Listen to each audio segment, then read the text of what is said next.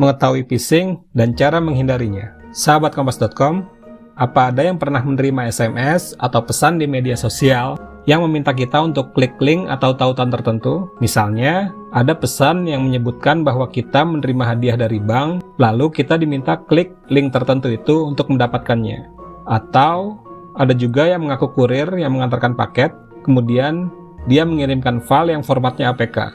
File itu disebutnya sebagai resi tanda terima paket, dan kita diminta untuk klik link file untuk melihat resi tersebut. Padahal, kita bukan nasabah bank yang dimaksud, atau kita juga tidak sedang menunggu paket. Namun, karena ketidaktahuan dan juga rasa penasaran, satu kali klik link itu bisa membuat kita terjebak penipuan. Berbagai penipuan dengan cara ini dikenal dengan nama phishing. Lalu, apa itu phishing? Phishing merupakan rekayasa sosial atau social engineering yang dilakukan dengan cara pelaku membuat umpan sehingga korban masuk dalam jebakan digital yang dia buat.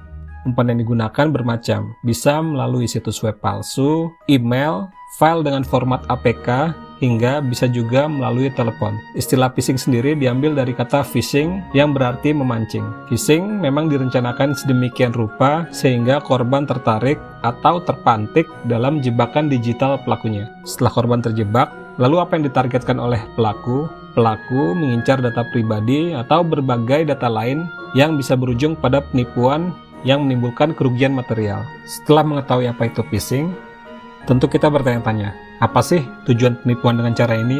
Umumnya, phishing memang dimaksudkan untuk mencuri data pribadi korban. Data itu bisa mereka dapatkan ketika kita memberitahukan secara langsung informasi penting terkait diri kita. Misalnya, suatu ketika kita mendapatkan SMS dari nomor tidak dikenal. SMS itu meminta kita cek ke situs web palsu yang mengatasnamakan suatu bank. Sebagai syarat mendapatkan hadiah, kemudian kita diminta mengisi informasi pribadi. Bisa nama lengkap, tempat tanggal lahir, nomor rekening, nomor induk kependudukan, kata sandi, data kartu kredit, kode OTP, dan lain sebagainya. Padahal, hadiah yang dijanjikan tidak pernah diberikan. Yang ada, data pribadi kita itu dicuri dan disalahgunakan. Mengapa data pribadi itu penting? Sebab, biasanya data pribadi digunakan bank atau pihak tertentu untuk memverifikasi kita sebagai pengguna. Misalnya tempat tanggal lahir, alamat lengkap, hingga nama ibu kandung. Ada pula pencurian data pribadi yang dilakukan tanpa perlu membuat korbannya memberikan informasi secara langsung. Salah satu caranya dengan mengirimkan file dengan format APK.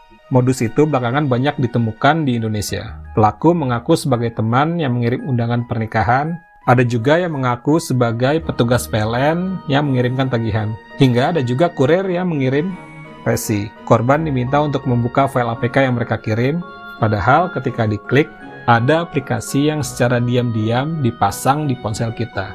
Aplikasi itu bisa mengambil informasi pribadi di ponsel kita secara otomatis. Kemudian memanfaatkannya untuk membobol rekening hingga saldo di M-Banking atau e-wallet milik kita.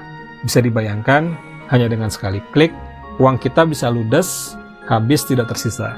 Itu baru contoh kerugian finansial saja. Di era digital semacam ini, data pribadi dapat disalahgunakan untuk berbagai macam hal.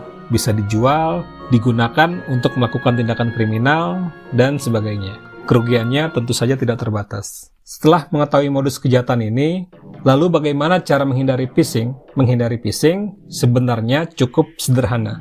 Hanya saja kita perlu cermat. Hal pertama dan mendasar yang perlu kita lakukan, jangan sembarangan mengeklik link yang kita terima. Jika ada nomor tidak dikenal mengirim link atau file mencurigakan seperti format APK, jangan langsung diklik.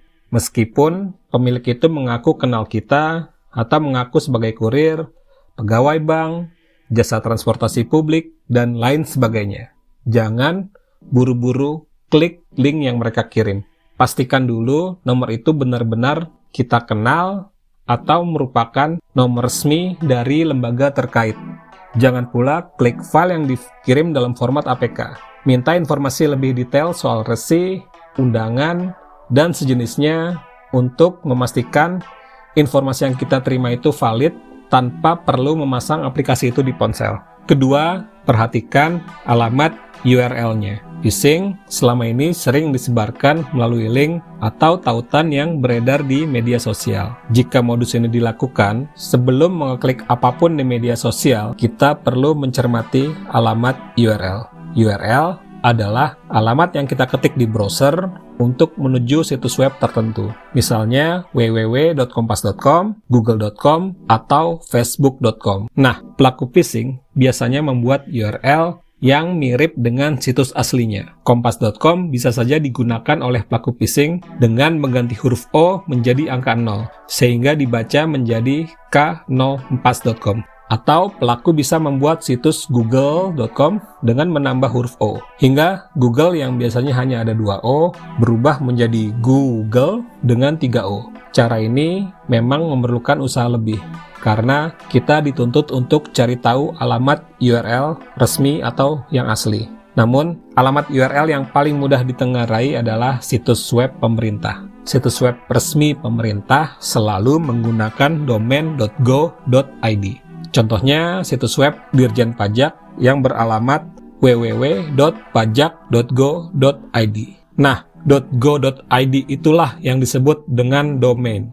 Jadi, jika ada situs web dengan alamat pajakgoid.com, maka ini perlu dicurigai. Karena meskipun tertera kata go dan id, tetapi domainnya masih menggunakan .com. Apabila ada situs mengatasnamakan pemerintah, tetapi menggunakan domain selain .go.id, maka ini patut dicurigai. Ketiga, jangan terpancing emosi. Kita tahu bahwa pelaku penipuan online semakin cerdik. Mereka sengaja memancing emosi korban agar panik hingga mudah terjebak phishing. Ada salah satu contoh kasus di mana nomor tak dikenal mengirim pesan dan meminta korban menghapus komplain terhadap sebuah produk di Instagram.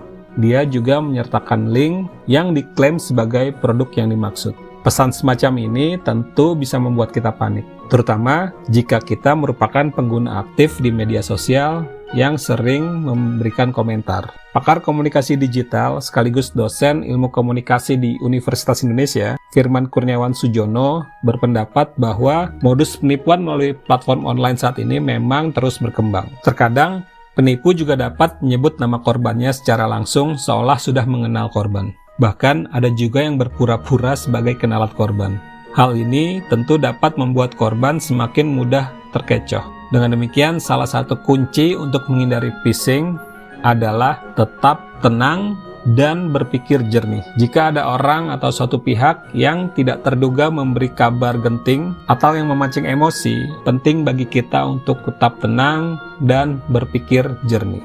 Nah, sahabat kompas.com, bagaimana jika kita terlanjur mengeklik link phishing? Apa yang sebaiknya dilakukan? Langkah pertama yang sebaiknya segera dilakukan adalah ubah kata sandi pada email, m-banking, e-wallet, atau bila perlu, akun media sosial kita. Kemudian, uninstall aplikasi yang tidak sengaja terpasang ketika kita mengeklik file dengan format APK yang dikirim dari nomor mencurigakan. Meskipun langkah di atas tidak dapat mengembalikan data pribadi yang terlanjur bocor, tetapi ini dapat mencegah kerugian lebih lanjut yang bisa kita terima. Nah, sahabat kompas.com, modus penipuan online seperti phishing ini tentu saja akan berkembang dari waktu ke waktu. Modusnya bisa beragam, caranya bisa juga bermacam-macam. Maka dari itu, kita perlu membekali diri kita dengan literasi digital dan pengetahuan yang memadai hingga kita tidak mudah menjadi korban. Nah, tetap waspada dan terus semangat dalam literasi digital.